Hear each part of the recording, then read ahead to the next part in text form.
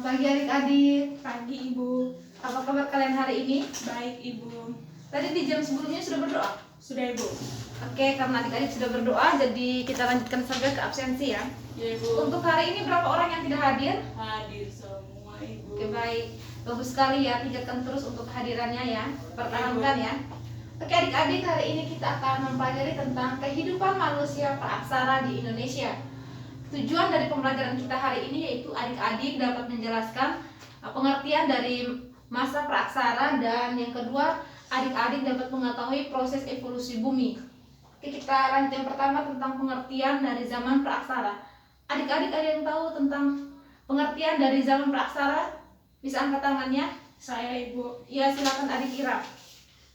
Praaksara. Pra artinya sebelum, aksara artinya tulisan. Ya, pra artinya sebelum dan aksara artinya tulisan. Jadi zaman praaksara itu zaman apa adik? Saya Ibu. Iya, silakan adik. Masa sebelum mengenal tulisan. Iya, zaman praaksara yaitu kurun waktu di mana manusia belum mengenal tulisan. Oke, mengenai dengan pengertian zaman praaksara ini, adik-adik ada yang ingin ditanyakan atau ada yang belum mengerti? Sudah. Sudah mengerti semua? Iya. Oke, bagus sekali. Kita lanjut ke proses evolusi bumi. Untuk proses evolusi bumi ini dibagi menjadi 4 zaman. Yang pertama ada zaman Arkeozoikum, yang kedua zaman Paleozoikum, yang ketiga zaman Mesozoikum, dan yang keempat zaman Neozoikum. Oke, yang pertama zaman Arkeozoikum. Adik-adik di sini mungkin ada yang mengetahui tentang zaman Arkeozoikum ini? Saya Ibu. Ya, silakan adik Sri. Zaman Arkeozoikum atau zaman tertua terjadi 2500 tahun yang lalu. Pada masa itu bumi dalam proses pembentukan. Iya, bagus sekali adik. Ya, jadi zaman Arkeozoikum merupakan zaman tertua. Zaman ini berlangsung kira-kira 2500 juta tahun yang lalu. Pada zaman ini, bumi masih dalam proses pembentukan. Permukaan bumi masih sangat panas sehingga tidak ada makhluk hidup yang bisa tinggal di bumi pada zaman itu. Oke, yang kedua kita lanjut ke zaman Paleozoikum. Adik-adik ada yang tahu tidak tentang zaman Paleozoikum ini? Silakan. Tidak. Karena adik-adik tidak tahu, jadi ibu akan menjelaskan zaman Paleozoikum ini. Baik adik-adik, zaman Paleozoikum biasa juga disebut dengan zaman primer. Zaman ini berlangsung kira-kira 340 juta tahun yang lalu. Zaman ini ditandai dengan adanya penurunan suhu yang amat drastis di bumi. Bumi mendingin. Zaman ini juga diperkirakan untuk pertama kalinya makhluk hidup muncul atau makhluk hidup di bumi, yaitu makhluk hidup yang tidak bertulang belakang dan sejenis amfibi. Oke, yang ketiga zaman Mesozoikum. Adik-adik ada yang tahu tidak zaman Mesozoikum ini? Tidak.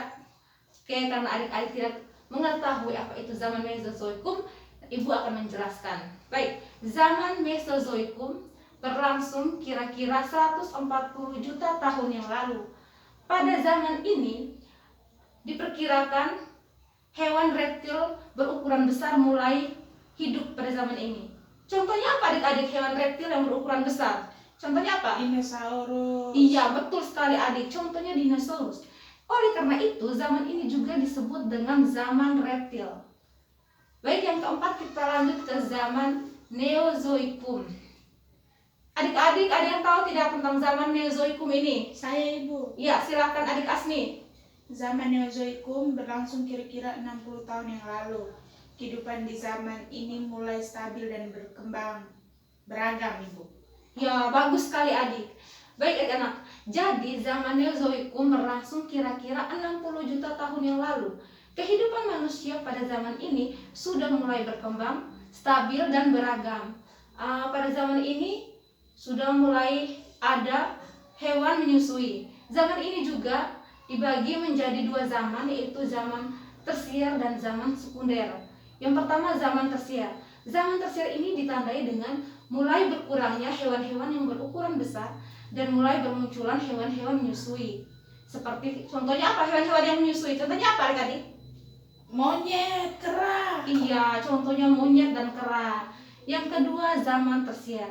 Zaman ini ditandai dengan mulai adanya tenda-tenda kehidupan manusia purba yang hidup saat itu.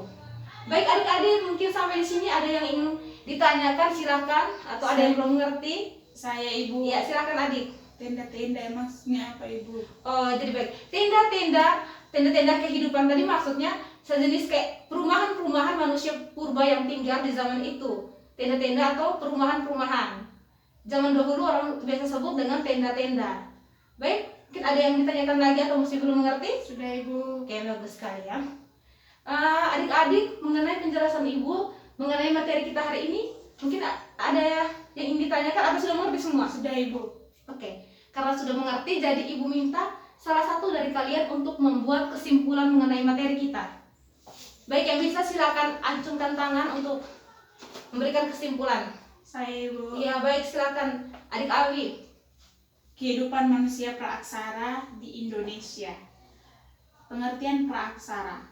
Pra artinya sebelum, aksara artinya tulisan. Disebut juga sebagai zaman nirleka.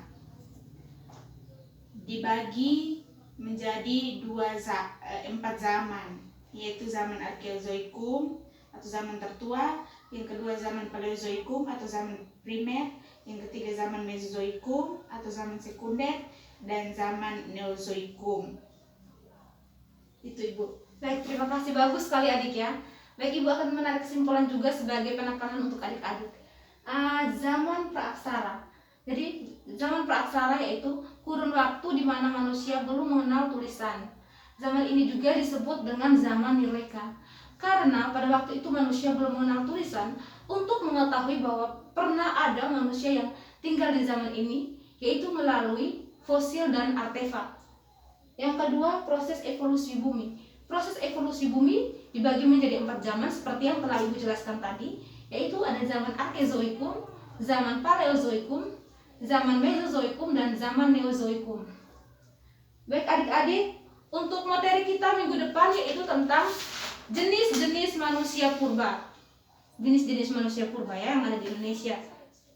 Untuk tugasnya Ibu minta kalian mencari gambar serta ciri-ciri dari manusia purba itu. Nanti dibawakan minggu depan, kita akan presentasi ya.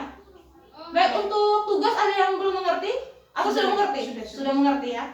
Kalau sudah mengerti, karena kita juga dibatasi oleh waktu, jadi Ibu minta salah satu dari kalian untuk memimpin kita dalam doa. Baik, yang bisa Berdoa dimulai, berdoa selesai. Baik, terima kasih untuk adik Ira yang sudah membawakan kita dalam doa. Selamat pagi semuanya.